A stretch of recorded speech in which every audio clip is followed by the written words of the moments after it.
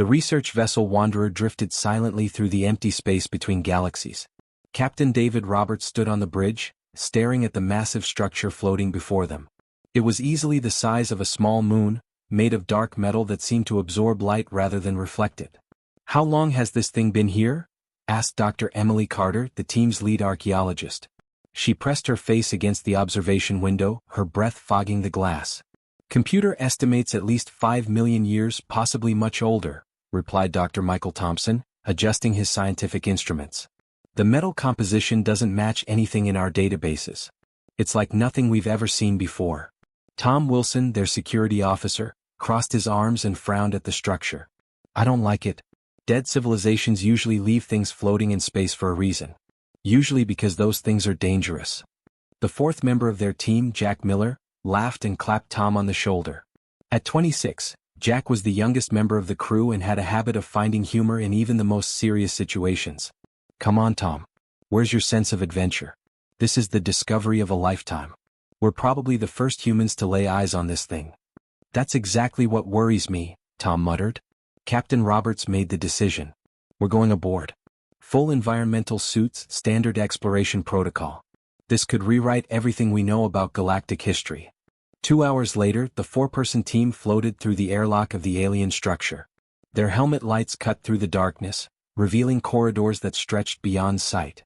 The walls were covered in strange symbols that seemed to glow faintly with their own inner light. "These markings are everywhere," Emily said, running her gloved hand along the hieroglyphs. "They're consistent throughout the structure, but our translation software can't make any sense of them." Michael scanned the symbols with his instruments. "The energy readings are off the charts. Whatever power source this thing uses, it's still active after all these years." They moved deeper into the structure, their footsteps echoing in the vast emptiness. The architecture was unlike anything in human experience. The corridors were too tall, the doorways too wide, as if built by beings much larger than humans. "Look at the size of this place," Jack said, his voice filled with wonder. "Whatever built this must have been giants." After an hour of exploration, they entered a massive chamber. The ceiling disappeared into darkness above them, and the walls curved away beyond the reach of their lights. At the center of the chamber stood something that made them all stop and stare. It was a gate, easily 30 meters tall and 20 meters wide. The surface was covered in the same glowing symbols they had seen throughout the structure, but these were different somehow. They pulsed with a rhythm like a heartbeat, and looking at them too long made their eyes water. "Now that's what I call a door," Jack said, approaching the gate with his usual grin. "Think it leads somewhere interesting?" Tom immediately stepped forward, blocking Jack's path. "Don't even think about it. We have no idea what that thing does or where it goes." "The symbols are definitely some kind of warning system," Emily said, studying the markings with her equipment. "Every culture in the galaxy has warning signs. This is probably their version of danger, do not enter." Michael nodded in agreement. "The energy readings here are incredible. Whatever this gate does, it requires massive amounts of power." Jack circled around Tom, still grinning. "You know what this reminds me of? Those old Earth movies where the hero touches the mysterious alien artifact and gets superpowers. Those movies also featured a lot of people dying horribly," Tom pointed out. "Only the background characters," Jack replied with a laugh. "The heroes always survived." He pulled off his glove before anyone could stop him. "Besides, what's the worst that could happen?" "Jack, don't!" Emily shouted, but it was too late. Jack pressed his bare palm against the surface of the gate. For a moment, nothing happened. The gate felt cold and solid under his hand, just like normal metal. Then it began to hum. The sound started low, almost below the range of human hearing, but it quickly grew louder. The symbols on the gate flared with brilliant light, and that light began to spread outward like ripples on water. The hieroglyphs on the chamber walls began to glow brighter, and throughout the massive structure, systems that had been dormant for millions of years began to wake up. "Jack, get away from there!" Tom yelled, but Jack found he couldn't move. His hand seemed frozen to the gate's surface, and strange sensations were flowing up his arm. Deep within the structure, something vast and ancient stirred. In a chamber so large it could have housed a city, massive eyes the size of spacecraft began to open. They had been closed for so long that cosmic dust had settled on them like snow, but now they blinked slowly, adjusting to consciousness after eons of sleep. The humming grew louder and the entire structure began to vibrate. Emergency lights flickered on throughout the corridors, casting everything in an eerie red glow. The power readings are going crazy, Michael reported, his voice tight with fear. Whatever Jack just activated, it's drawing energy from sources I can't even identify. Emily grabbed Jack's free arm, trying to pull him away from the gate. Jack, can you hear me? You need to let go. But Jack was no longer entirely present in the chamber with them. His consciousness was expanding, touching something impossibly vast and intelligent. Images flashed through his mind, visions of star systems being born and dying, of civilizations rising and falling across millions of years. And somewhere in the depths of the ancient structure, the Sentinel fully awakened for the first time in 5 million years, its attention focusing on the small human who had dared to touch the sealed gate as a joke. The real adventure was just beginning. The mental contact hit them like a crashing wave. Jack collapsed to his knees, his hands still stuck to the glowing gate, as thoughts that were not his own flooded into his mind. The other 3 team members staggered backward, clutching their heads as an alien presence touched their consciousness. Finally, a voice echoed in their minds, ancient beyond measure and heavy with the weight of countless years. The children have returned. Tom reached for his weapon, but his hands were shaking too badly to draw it. What is that thing? What's happening to us? Images began flashing through their thoughts. They saw vast cities made of light stretching across entire star systems. Beings of pure energy moved between the stars like gods, creating worlds and seeding them with life. But then came darkness and terror, and a great exodus as these godlike creatures fled from something too terrible to face. Do not fear, the voice continued, and somehow it felt warm and comforting despite its overwhelming power. I am the Sentinel. I have waited so long for your kind to find me. Dr. Emily Carter fought through the mental chaos, her scientific training helping her focus. You're speaking directly to our minds? How is that possible? Your species carries the markers placed by my creators. We have been connected since the moment your ancestor first looked up at the stars and wondered what lay beyond. Michael managed to activate his scanner with trembling hands. The readings were impossible. Energy levels that should have torn apart the structure, exotic particles that didn't exist in any human textbook, and somehow all of it focused on their small group. I know your confusion, the Sentinel continued. Let me show you the truth. The chamber around them seemed to dissolve. Suddenly they were floating in space, watching the birth of galaxies. They saw the rise of the first intelligent species, beings who called themselves the Makers. These creatures had evolved beyond physical form, becoming entities of pure thought and energy. The Makers had spread across the universe, not as conquerors but as gardeners. They planted the seeds of life on countless worlds, guiding evolution, nurturing young civilizations. They were the ultimate teachers, showing younger species how to reach for the stars. This is incredible, Emily whispered, watching civilizations rise and fall and fast forward. These beings, the Makers, they were responsible for life throughout the galaxy. Not just this galaxy, the Sentinel corrected. They seeded life across multiple universes, preparing for the day when their greatest fear would come to pass. The vision changed, showing something that made all 4 humans recoil in horror. Vast shadows moved between dimensions, creatures of pure hunger that devoured entire realities. Where they passed, stars went out not from old age but from having their very existence consumed. The devourers, the Sentinel explained. They came from outside reality itself, consuming universe after universe. The Makers fought them for millions of years, but in the end, they were forced to flee to other dimensions. Tom found his voice again, though it came out as barely a whisper. What does this have to do with us? Humans are just one small species on one small world. The Sentinel's attention focused on him, and Tom felt the weight of an intelligence that had watched galaxies being born. You are their inheritors. Before the Makers departed, they selected certain species to carry their genetic legacy. Humanity is one of those chosen lines. That is why your friend could activate the gate.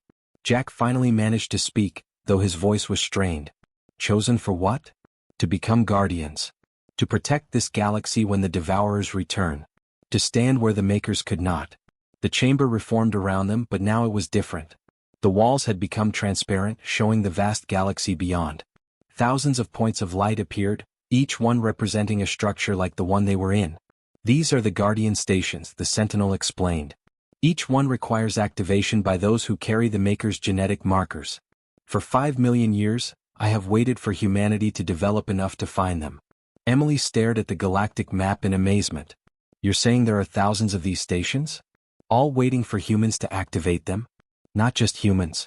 Other chosen species exist throughout the galaxy. But humanity is the first to reach the required level of development. You must find the others and unite them. Michael laughed, though there was no humor in it. Unite alien species? We can barely unite our own planet. Half of humanity still doesn't believe aliens exist. That is why the makers chose your species, the Sentinel replied. Humans have a unique ability to adapt, to find common ground with others, to inspire hope in desperate situations. These qualities will be essential in the coming war. Jack finally managed to pull his hand away from the gate, though he could still feel the Sentinel's presence in his mind. War? The Devourers are coming back. They never stopped coming. They have consumed countless universes since the Maker's departure. Our galaxy is next. The implications hit them like a physical blow. Everything they knew and loved, every human life, every world in their galaxy, all of it threatened by creatures that existed beyond normal reality. How long do we have? Tom asked, his military training taking over. By your measurements, perhaps 1 standard year before their advance forces arrive. 3 years before the main invasion begins. That's not enough time, Emily protested. We'd need to convince dozens of alien governments, coordinate a galactic defense, activate thousands of ancient stations. Which is why I must first determine if humanity is truly ready for this responsibility, the Sentinel said. You will be tested. If you pass, the Guardian Network will accept your species as its coordinators. If you fail, the Sentinel's presence pulled back slightly, leaving them feeling suddenly cold and alone. Then this galaxy will fall as all the others have fallen. And the universe will be a little darker. The chamber around them shifted and changed like a living thing. The walls became transparent, then disappeared entirely, leaving the 4 humans floating in what looked like empty space. Stars wheeled overhead, and below them stretched the surface of an unknown world. The first test begins now, the Sentinel announced, its voice echoing in their minds. You must prove that humanity can make the difficult choices required of galactic guardians. Suddenly they were no longer floating. They stood on the bridge of a massive starship, with control panels and viewing screens all around them. Through the main screen they could see a beautiful blue and green planet turning slowly in space. What is this place? Emily asked, looking around at the alien technology that somehow felt familiar to use. This is a simulation based on real events, the Sentinel explained. The world below is home to 30 million innocent beings. They have no weapons, no space travel, no way to defend themselves. A new image appeared on the screen. A dark ship approached the planet, its hull covered in warning symbols. Even without translation, the meaning was clear. This vessel carried death. That is a plague ship, the Sentinel continued. Its automated systems will release a bioweapon that will kill every living thing on the planet within hours. The ship's shields can deflect any weapon powerful enough to destroy it. Tom immediately moved to the weapons console, his military training taking over. So we destroy the ship before it reaches the planet. The only weapon capable of penetrating IT's shields would also destroy the world you are trying to save, the Sentinel replied. Michael studied the technical readouts appearing on his screen. The plague ship's AI is damaged but still functional. It thinks it's performing some kind of cleansing operation, following old programming from a war that ended thousands of years ago. So it's not evil, Jack said thoughtfully. It's just broken. Like a guard dog that keeps attacking people because no one told it the war was over. Emily examined the ship's design through their scanners. Look at these patterns. This vessel was built by the same species that lives on the planet below. It's their own weapon turned against them by faulty programming. Tom shook his head. That doesn't change anything. 30 million people are about to die. We have to stop that ship whatever it takes. But what if we don't have to destroy it? Jack asked, his usual grin replaced by serious concentration. What if we could fix it instead? The others stared at him. Jack, that thing is about to commit genocide, Tom said. Because it's broken, not because it wants to. Look at the data. The AI thinks it's protecting the planet from some ancient enemy that probably doesn't exist anymore. What if we could show it the truth? Michael's fingers flew over the computer interface. It might be possible. The ship's communication systems are still active. If we could establish a data link, upload current information about the planet. That's completely insane, Tom protested. We'd have to get close enough to physically connect to an enemy vessel. Not enemy, Emily corrected. Victim. That AI has been alone in space for centuries, following orders from people who are long dead, trying to fight a war that's already over. Jack was already moving toward what looked like a shuttle bay. Then let's go tell it the war is over. The plan was dangerous and required perfect timing. While Michael worked to establish a communication link with the plague ship, the others prepared to board it directly. They would have only minutes before the automated systems detected their presence and activated defensive measures. Jack piloted their small shuttle toward the massive plague ship, dodging automated defense turrets. You know, this is exactly like those old movies I mentioned. Except usually the hero goes in alone.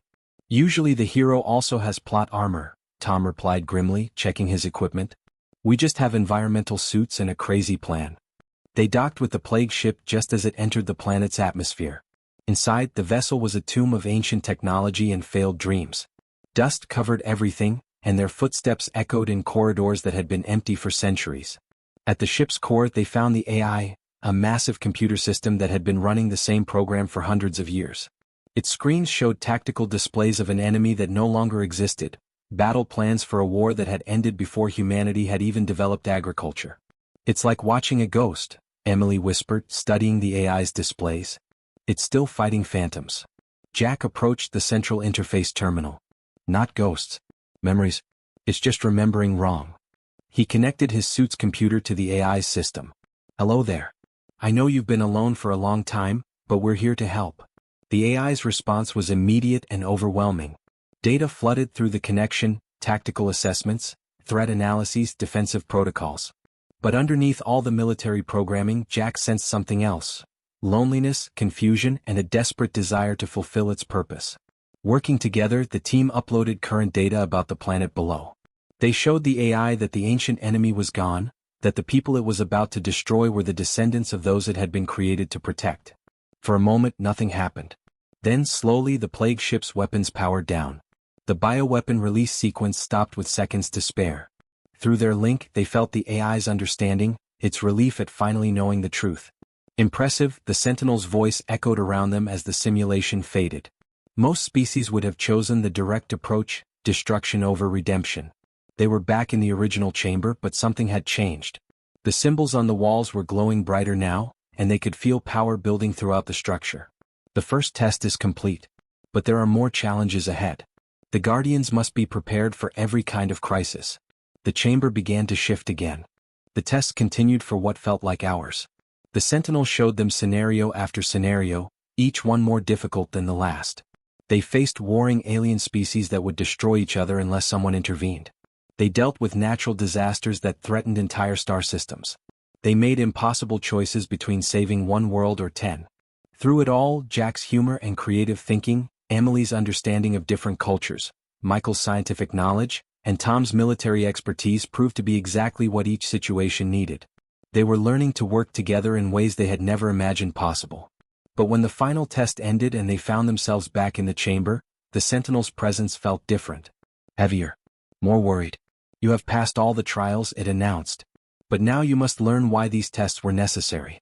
The chamber walls became transparent again, showing the galaxy around them. But this time something was wrong with the image. At the edge of the galactic spiral, stars were going dark. Not exploding or burning out, but simply disappearing as if they had never existed. The Devourers have begun their approach, the Sentinel explained. 17 star systems have already fallen to their advanced scouts. Emily stared at the display in horror. Those stars, they're just gone. What happened to the planets, the people living there? Consumed. Converted to energy to fuel the Devourers' expansion. In their wake, nothing remains. Not even the memory of what once was. Michael worked frantically at a control panel that had appeared before him. According to these readings, the rate of consumption is accelerating. At this speed, they'll reach the core systems within months, not years. The timeline has changed, the Sentinel admitted. The Devourers have grown stronger since they consumed the Andromeda Galaxy. They no longer need to move slowly. Tom stepped forward, his military mind already calculating strategies. You said there were other Guardian stations throughout the galaxy. Are they active? Can they fight? That is the problem, the Sentinel replied, and for the first time, they sensed something like despair in its ancient voice. The stations required genetic activation by the chosen species. But most of those species never developed space travel. Others destroyed themselves in wars before reaching maturity. A new display appeared, showing the locations of all the Guardian stations. Most were dark, inactive, waiting for genetic keys that would never come. Of the original 50 species selected by the makers, only 7 still exist.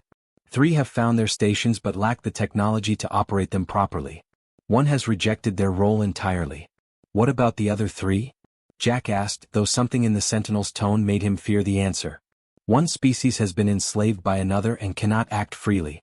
The second is trapped on their homeworld by a civil war that has lasted centuries. The third. The Sentinel paused and the chamber grew cold. The third attempted to use the Guardian technology for conquest. Their station has gone dark. We believe they destroyed themselves. The full scope of their situation hit them like a physical blow. Humanity wasn't just inheriting the role of Galactic Guardians, they were practically the only ones left who could do the job. So what you're saying, Emily said slowly, is that we need to not only activate the remaining stations, but also convince dozens of alien species to work together, coordinate a galaxy-wide defense network, and somehow stop cosmic entities that destroyed civilizations millions of years more advanced than us. Precisely. And we have maybe 6 months to do all of this, Tom added grimly. What? The Devourer's advance forces are accelerating. Our outer warning beacons suggest the first major assault will begin in 4 of your months. Jack sat down heavily on the chamber floor, his usual grin completely gone. Okay, I'm officially out of jokes for this situation. Michael was studying the tactical displays with growing alarm. The power requirements alone are staggering. Even if we could activate every Guardian station, coordinate every species, unite every fleet in the galaxy, I'm not sure it would be enough. The makers believed it would be sufficient, the Sentinel said, but its voice lacked conviction. However, they expected to have all 50 chosen species, each with thousands of years to prepare. Instead they got us, Emily said. 1 species that's barely figured out interstellar travel, trying to save a galaxy we've barely begun to explore. The chamber fell silent except for the distant humming of ancient machinery. The weight of responsibility settled on them like a crushing burden. Every human life, every alien civilization, every world in the galaxy depending on 4 people who had stumbled into their destiny by accident. I know the task seems impossible, the Sentinel said gently. But the makers chose humanity for specific reasons. Your species has qualities that others lack. Such as? Tom asked bitterly. Our talent for getting in over our heads? Your ability to adapt to impossible situations. Your talent for finding unexpected solutions. Your gift for inspiring others to work together despite their differences. Jack looked up from the floor, a tiny spark of his old humor returning. You're saying we're the galactic underdogs? I am saying you are survivors. Innovators. Unifiers. When other species face the impossible, they surrender or despair. When humans face the impossible, you make jokes and find a way forward. Emily straightened, her scientific mind beginning to work on the problem. What resources do we have? What can the station do besides run tests and show us scary movies? Everything the makers left behind is at your disposal. Technology beyond your current understanding, weapons that can reshape star systems, communication networks that span the galaxy instantly. And all we have to do, Tom said, is figure out how to use tools designed by cosmic gods to convince a bunch of alien strangers to fight monsters from outside reality itself. Yes. The 4 humans looked at each other. The task ahead was impossible. The odds were overwhelming. The consequences of failure were unthinkable. Jack stood up, his grin finally returning. Well, when you put it that way, how can we possibly say no? 4 months later, the galaxy had changed beyond recognition. What had started as an impossible mission had somehow become reality, though not in any way the 4 humans could have imagined when they first touched that ancient gate. Admiral Emily Carter stood in the command center of the primary Guardian station, watching displays that showed the real-time status of 47 different alien fleets.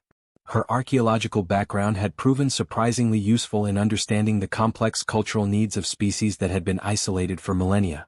The Veltar fleet reports ready status, announced Commander Jack Miller from his position at the communications array. His jokes and casual attitude had somehow managed to break through diplomatic protocols that had stymied first contact for decades. They're still complaining about our battle formations, but they're in position. General Tom Wilson coordinated the military response from a tactical center that would have been science fiction just months ago. Ancient Maker technology allowed him to see the entire galaxy as a battlefield, tracking movements of both Allied forces and the approaching Devourer fleet. Enemy advanced scouts have breached the Kepler sector, he reported grimly. 7 more star systems have gone dark. But our early warning network is holding, and all the outer defense rings are operational. Dr. Michael Thompson worked alongside alien scientists whose names he still couldn't pronounce, adapting Guardian technology for species with completely different biologies. Somehow, humanity's relative inexperience with advanced technology had become an advantage. They had fewer preconceptions about what was possible. The transformation hadn't been easy. The first alien species they'd contacted had nearly started a war just by receiving their message. The second had demanded proof of humanity's authority that almost got them all killed. But gradually, word had spread throughout the galaxy that the ancient Guardian stations were awakening, and that a young species called humanity was somehow at the center of it all. The Zephyrian battle group is having trouble with their station's interface, Michael reported.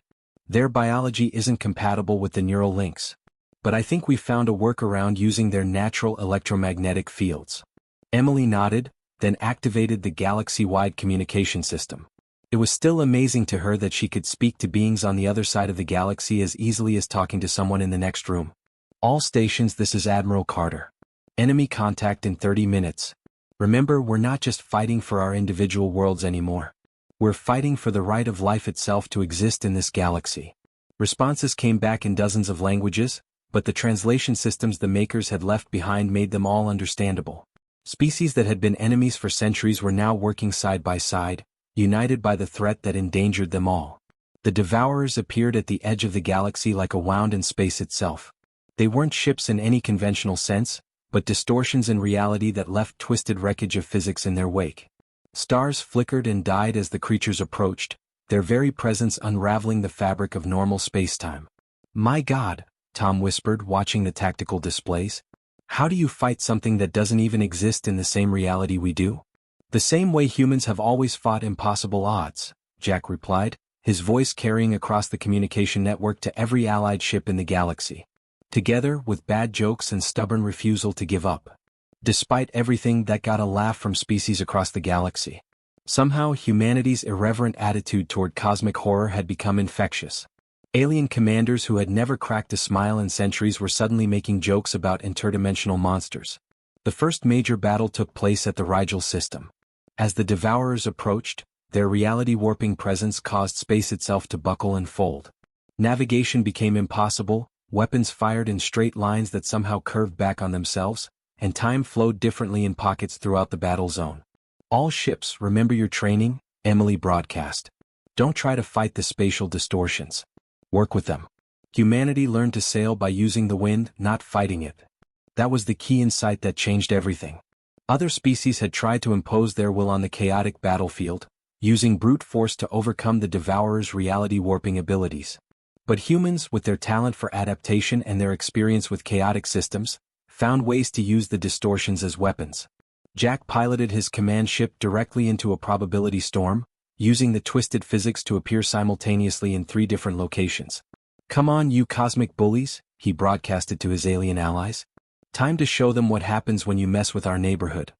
Tom coordinated fleet movements that would have been impossible in normal space, using the Devourer's own reality distortions to outflank creatures that existed partially outside conventional dimensions. Michael's adapted Guardian weapons fired through folded spacetime, striking targets that technically didn't exist yet. But the real victory wasn't tactical, it was psychological. Humanity's refusal to be intimidated by cosmic impossibility had spread to their alien allies.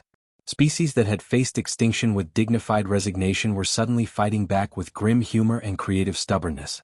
The battle raged for 6 days. Entire fleets were lost and several Guardian stations were destroyed along with their crews. But slowly, impossibly, the tide began to turn. The Devourers, accustomed to consuming realities that collapsed in terror before them, found themselves facing organized resistance that adapted faster than they could respond to. When the last Devourer construct finally imploded back into whatever dimension had spawned it, the galaxy held its breath. Then celebration began to spread from system to system as billions of beings realized they had survived the impossible. In the aftermath, as the various species worked together to rebuild and strengthen their defenses, the Sentinel spoke to the human team one final time. "You have exceeded every possible expectation," it said. "The Makers seeded 50 worlds with potential guardians. Only humanity achieved what they could not." "And what's that?" Emily asked. "You united the galaxy not through conquest or intimidation, but through hope. You proved that life is stronger than death, that cooperation is more powerful than individual strength, and that even the darkest threats can be defeated with courage and creativity." Jack, exhausted but still grinning, looked out at the stars that seemed somehow brighter now. So what happens next? Do we get to retire, or is there another cosmic crisis waiting in the wings? Now you become what the makers always hoped their children would become, the Sentinel replied. The shepherds of civilization. The guardians of hope. The species that touches ancient gates and awakens destinies. As they return to Earth, now the unofficial capital of a galactic alliance, the four humans carried with them the knowledge that humanity had found its true place among the stars. Not as conquerors or subjects, but as the people who could face the impossible with a smile and somehow find a way to win.